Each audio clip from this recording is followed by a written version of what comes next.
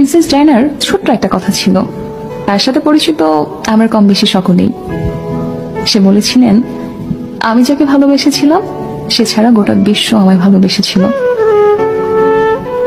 সৌন্দর্য, ব্যক্তিত্ব কিংবা আভিজাত্য কোনো কিছুতেই প্রিন্সেস ডায়নাকে পেছনে ফেলবার মতো কেউ তার মৃত্যুর এত বছর পরেও আসেনি।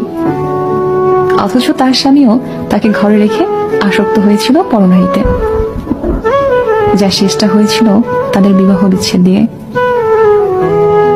তোমরা অনেকেই বলো না, গুছিয়ে না চললে, নিজেকে সাজিয়ে না রাখলে পুরুষ হাতছাড়া হয়ে যায়। আসলে এটা পুরোপুরি মিথ্যে, বুঝলে?